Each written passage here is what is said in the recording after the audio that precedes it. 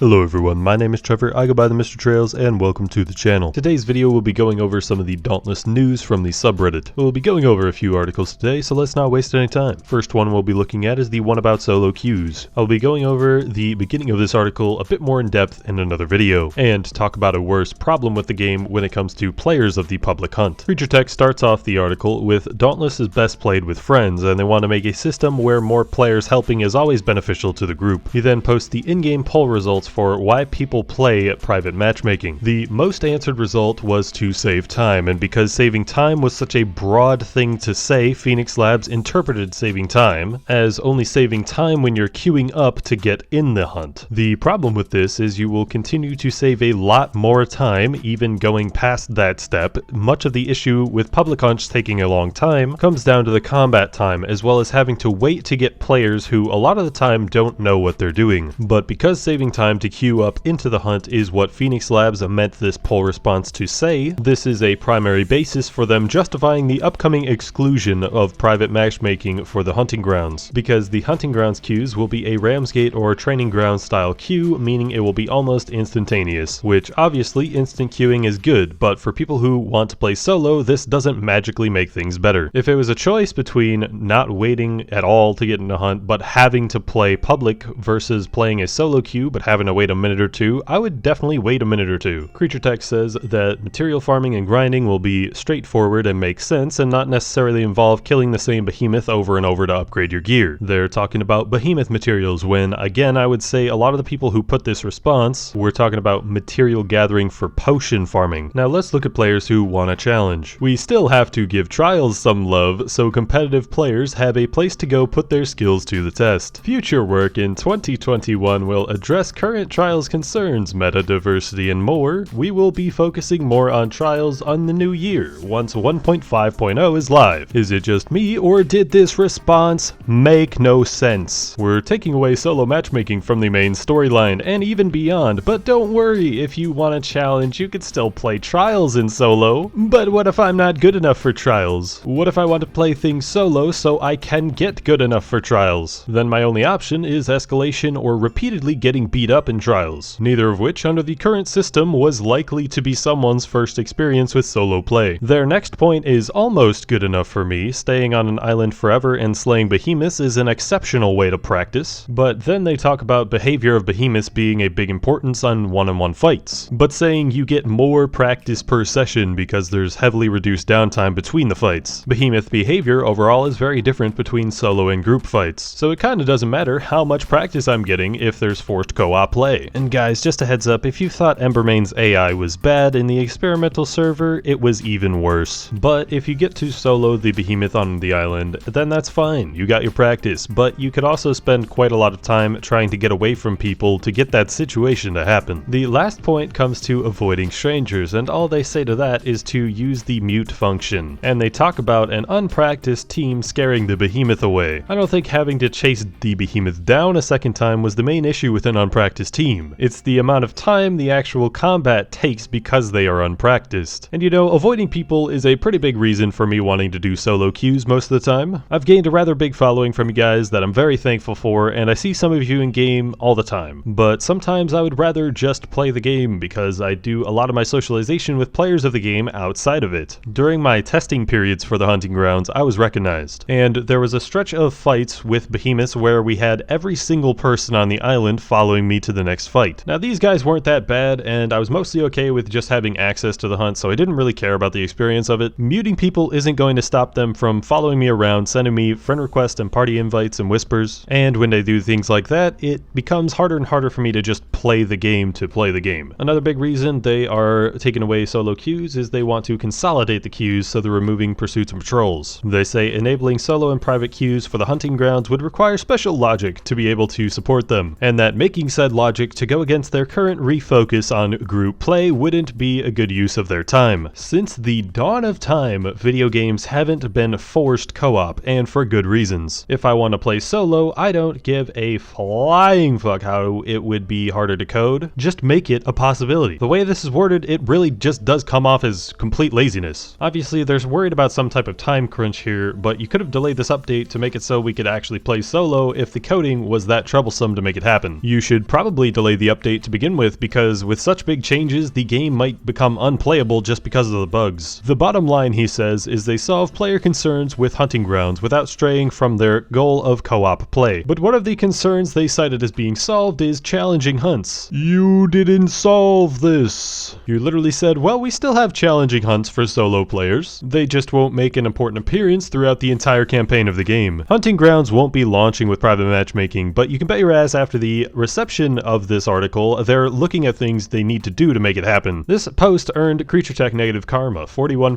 upvoted, 280 comments. He pins a comment saying, hey, we've got a lot of feedback from you guys on why this is a pretty bad idea, but pretty please still play the game in December and let us know what you think and what else you want from the game mode. Obviously, a few people replied to that with solo queues. Enough with this article, let's move on. Design lead Proteus released some defense cell change ideas to try to make them more useful. I'm not going to read off the changes to you because a lot of them are only barely significant or not significant at all. The issue with defense cells not being used is because of perk economy being the main reason you deal more damage in this game. The entire system with cells would need to see a total revamp to make defense more useful, but more on that in the upcoming video. A much more positively received article from CreatureTech was the progression system update post from a week ago. Starters, the progression system will now rely more on the Slayer themselves rather than the specific weapon they're using. In 1.5, we'll craft a piece of gear, then power surge it when we reach the end game. Power surging will cost an Aether Heart and some materials from the behemoth, and would put our weapon power around a similar state as it is now. The way we will be transitioned to this new system is the number of things we have at 15 now will get credited to our account that many Aether Hearts. So efficiency wise, we'll want to upgrade all of our armor pieces we can to plus 15 right now. Everything seems like it will be set to its newly crafted state, then we'll pick and choose what we want to power surge if we're already in the endgame. Armor is more efficient to get to plus 15 than weapons, so it'll be better for you all to focus on upgrading your armor. If you don't have things plus 15, you'll be granted some of the upcoming upgrade materials to reflect it, but it probably won't be on an even level. The main source of our power is going to come from the weapon class system. The weapon class system will be based on experience gain, ranging from level 1 to 20. It's not exactly like our current mastery system. Once you've made it to level 20, you'll have the option to reforge your weapon class. Reforging your weapon class gives you an Aether Heart, but you'll be set back down to level 1 in that weapon class. I did a fair amount of hunting during my test server access, and I only went from level 4 to level 5. Captain Maelstrom and Dovahkiin, I know they were grinding it hard, grinding a lot of Boreas kills, because you gain experience for each of the behemoths as well as the fauna killed. So those of you wondering about mastery, mastery is still going to exist, but it is no longer going to be a key component in our progression. It'll exist as more of just side objectives that we'll have to do. Any of the rewards that are on the mastery trees are going to transfer over, as well as our quest progress. So those of us who have completed all the quests likely won't have to do a quest, unless it's something like power surge your weapon or reforge your weapon class for the first time. And many of us have some current concerns about rams. Apparently the Dauntless economy is going to go through some very rapid inflation, and we will have a lot more ways to get rams because these new things in the Slayer's Path are going to be very expensive. But that's going to do it for the Dauntless news of this week. Maybe this could become a bit of a series, but focusing more on the smaller things of the game rather than huge progression changes and the ramifications of their changes being made. If you enjoyed, consider liking the video, and if you enjoy Dauntless content and you are not subscribed already, consider subscribing to the channel where I post Dauntless content every week. I've been Trevor, I go by the Mr. Trails, and I will catch you guys next time.